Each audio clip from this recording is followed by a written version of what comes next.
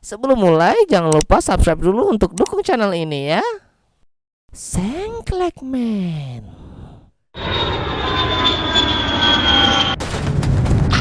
Malam Pak. Haiya, siang Nak. Ngomong-ngomong Bapak tujuannya kemana ya? Haiya, saya tujuannya ke Sabang Kalau lu orang tujuannya apa?